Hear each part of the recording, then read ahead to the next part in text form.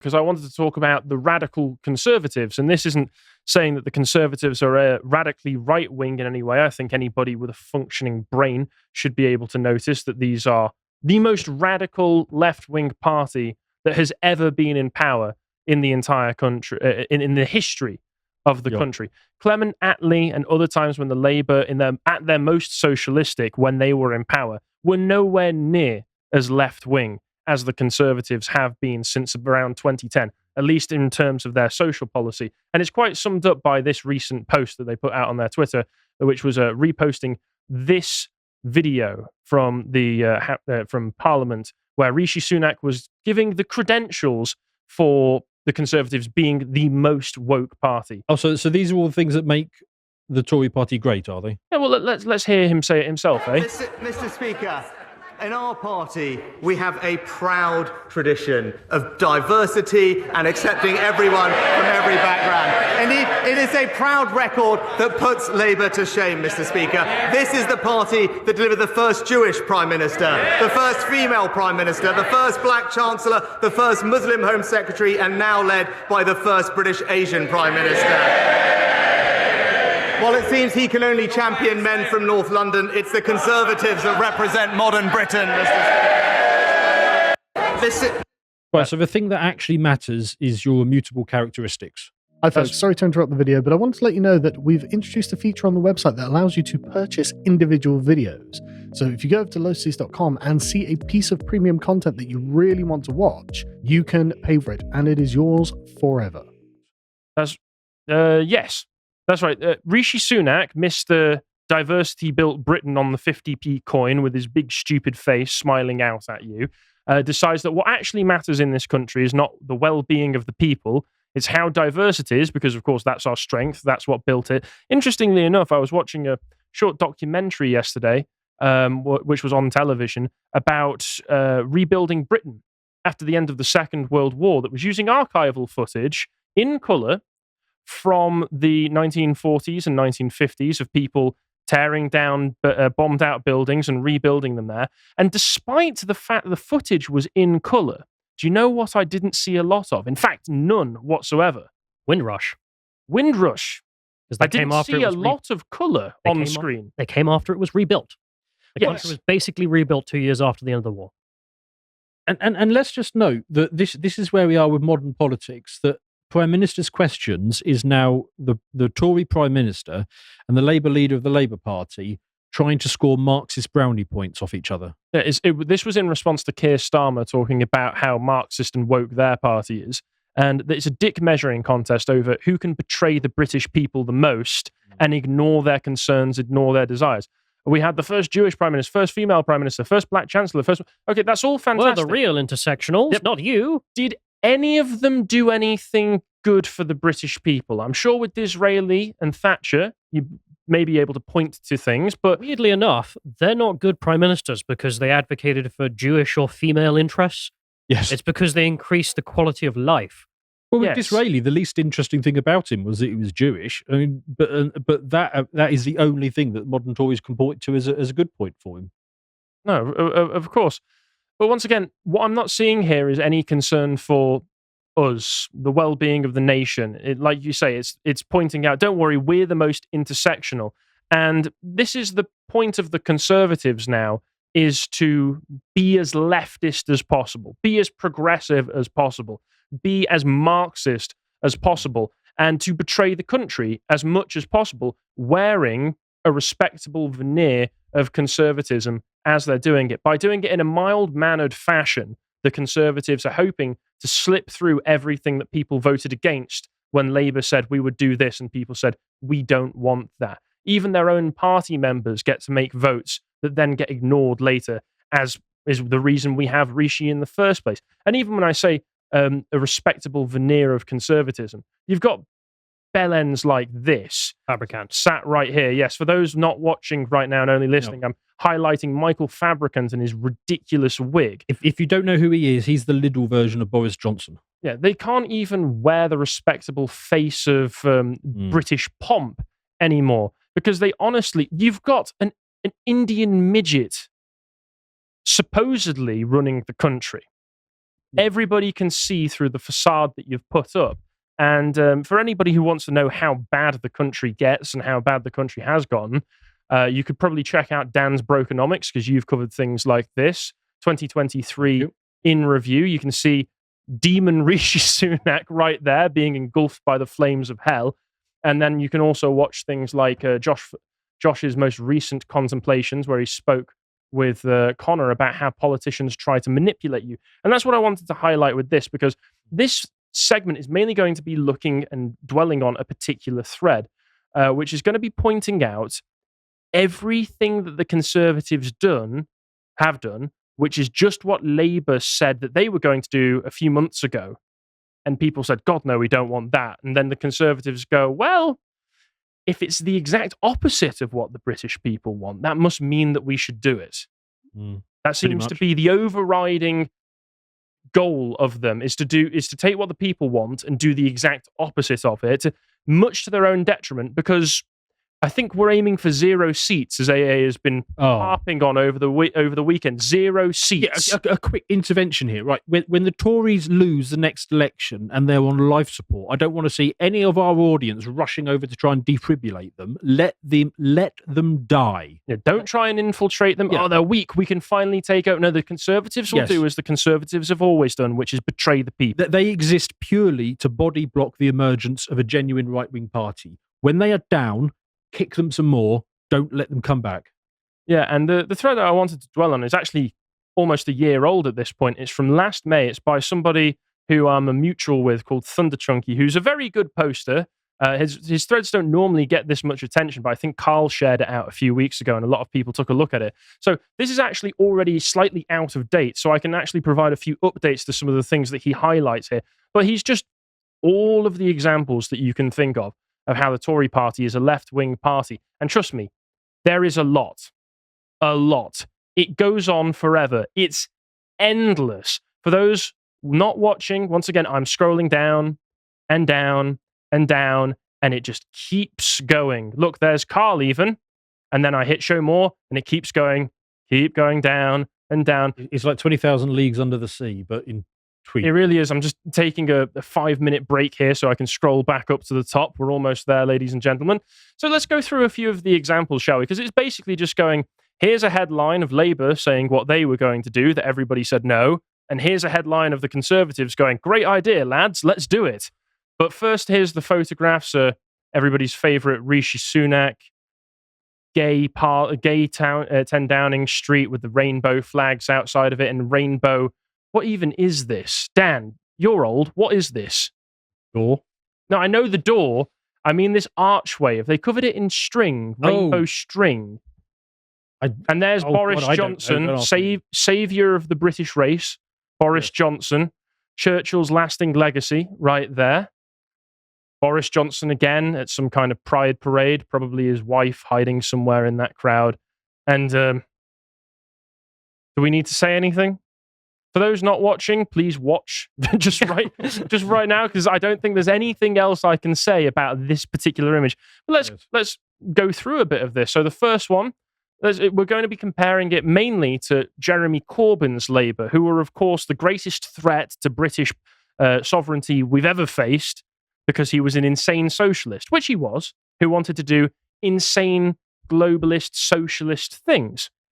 To be fair, he wasn't so much of a globalist. He was definitely a socialist. I'm not necessarily sure I'd slur him as a globalist. He still wanted to implement a lot of intersectional policies with the country. So no arbitrary target on immigration back in 2019 in the lead up to that election. Of course, Boris Johnson did not include a target on migration because who cares? They liberalised the migration laws under Boris Johnson after we got Brexit done.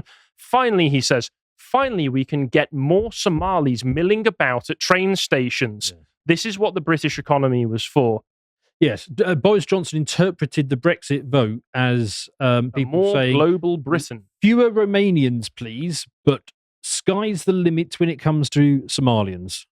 Yes, those Somalis are really adding to GDP per capita. Yeah. Next one. When Labour released a manifesto, they make pledges which render them a party most people don't vote for. So the Tories say, we won't do that, and then do it. Labour's Ed Miliband pledges to boost NHS spending back in 2014.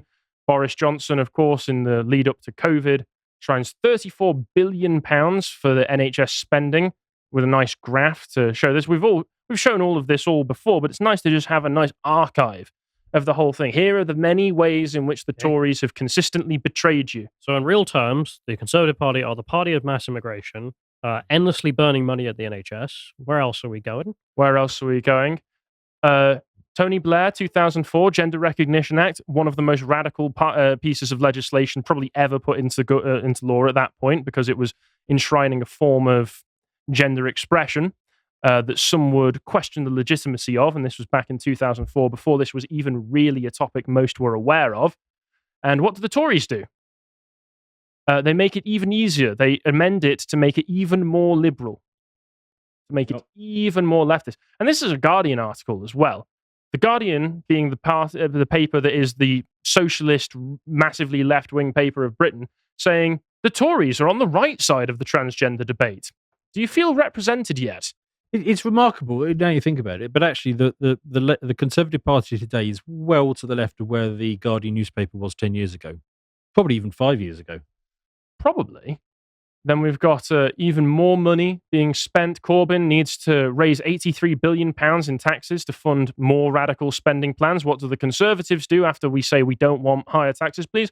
Well, we'll need extra taxes, thank you very much. We'll be sneaking into your pocketbook. Oh, and here's one of your favourite things, Dan, the ever-increasing money supply leading to inflation, which I've been told by mainstream economists that money supply has very little to do with inflation. Yeah, Connor keeps asking me to do a brokenomics on why should young people even bother working, and I'm struggling a bit because of things like this. I'm hoping to find something at some point. Yes, because we've got to remember, as he points out here, we've printed since about 2020 half of all of the money in circulation in British pounds. That's just how much money we've added into the economy, which is going to devalue the money that you already have. So as many have pointed out, if, for instance, you have a mortgage which is on a fixed rate already, so you don't have to worry about interest rates increasing or decreasing, then this is fantastic because you get more money coming into your pocket and your mortgage is suddenly worth a lot less, so it's easier to pay it off. But it's just decreasing the value of the money itself. And that's really what's happening here. And I did that on that thread that I mentioned in the last segment, that the returns going to people who hold assets and the returns going to people who hold wages are just dividing ever more sharply. There's getting a bigger and bigger gap. So if you hold assets, you're doing extremely well at the moment. If you earn a wage, you're getting shit on. Yeah. And then we've got from 2018, the Green Party. So not Labour, the Green Party, who... And what's really the difference between the two, right?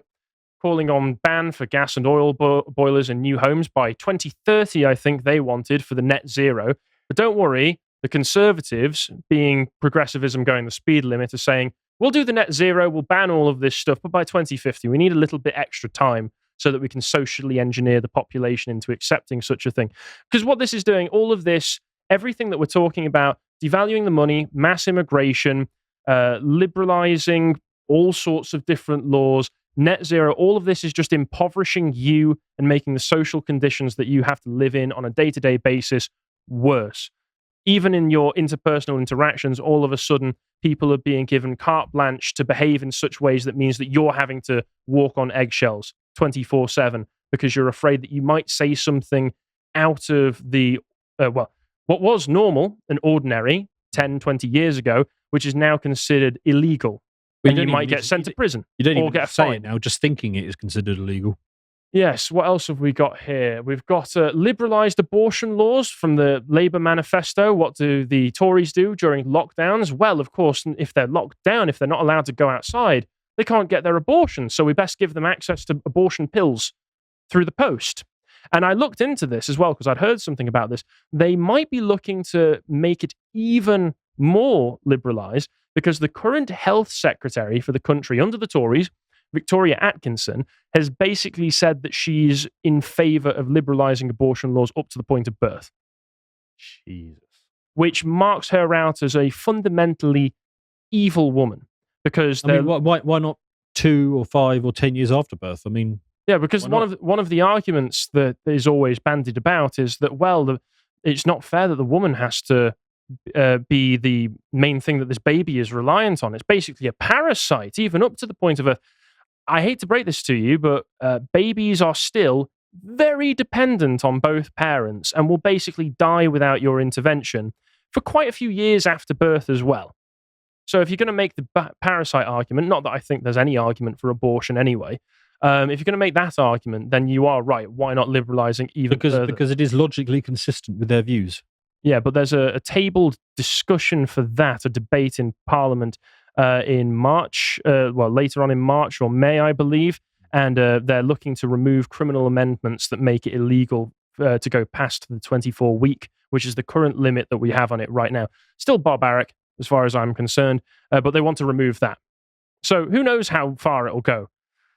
Let's carry on. So that's what the Conservatives are planning on doing right now. So look forward to that. More open borders. Oh no, don't. What if we vote in Labour, we might have 800,000 people a year, says the Home Secretary. We had 1.4 million last year, so well, that was net. So at least we can say I don't care about net. What I care about is the people who actually arrived, and it was 1.4 million last year. Yes, and I think what was the most recent figures for it? It was something the same. They were using the net figures again. I think it was another 1.4 million visas got issued over the past year. They use net because it knocks a couple of 100,000 off. Yeah, I think the net for, June of 2022 was something like 745,000. And now they're celebrating because up to June 2023 was only about 670,000, lads. Finally, we're taking back control of our borders. Are we? Yeah. Are we? Because more people are leaving. Yeah, and once again, you can go on forever and ever and ever with this, and it does go on forever and ever and ever. Labour is the party of LGBTQ inclusivity. Well, guess what? So was Theresa May. I think one of the things to highlight as well is that David Cameron was awful. David Cameron was the one who ushered in the situation that allowed for all of this, all of the conditions within the Conservative Party that allowed for them to become the party of constant betrayal, the wokest party that we've ever had in the history of this country. But it seems that Theresa May also was one of the worst prime ministers that we've ever had for putting all of this stuff in. So we were talking about this. I won't mention the name, but we were talking about a character over lunch, and it was this character who I just assumed was a raving left-winger because I'd seen him on something. And then it was one of you guys who told me, no, he's actually just been signed up as on the Tory candidate list. You know, that has been happening ever since David Cameron. The new entrants into the party are just rabid left-wingers now. Oh, really? Well, I don't know exactly who you're talking about there because I was not privy to that conversation, but I can just assume that literally every new member of the Conservative Party is somebody who would have been part of the Fabian Society 120 years ago. Labour were the ones to put HS2 into place, which everybody should know by now. And of course, HS2 has been pushed forward by the Conservatives, who have made an absolute hash of it every single step of the way. We can't even do a basic improvement of infrastructure of our railways anymore. If you put billions of pounds into an improvement to high-speed railways, a new high-speed railway project in the country to connect the two major cities of this country, Manchester and London, and shave off, what was it going to be, about 5 minutes on the commute overall? So it wasn't even really worthwhile. And I don't think they will instead decide that they're going to cut off the northern leg of that because we're spending too much money. The whole thing has been a complete disaster. Oh, and also some of the money that was going towards it was for some reason being given to Bengali old people's charities. Oh, yes, why not? And you're from the north, so you'll probably know this, but my understanding is people in the north aren't desperate to get to London. They just want to be able to move around the north a bit more. Yeah, there's a lot to do with that. The railway links up north can be a bit hit and miss depending on where you're going. But the assumption is that everybody in the country just wants to go straight to London all the time. We don't. Well, shockingly enough, people who live their entire lives in London probably would assume that, wouldn't they? And once again, it goes on and on and on, and there's more examples that we could bring from right now as well. But really, is there anything more left to be said? I think there's more than enough evidence of the most radically left-wing party in the history of this country. There is something about a foreign prime minister smiling over a coin that says "Diversity Built Britain," which is just a lie.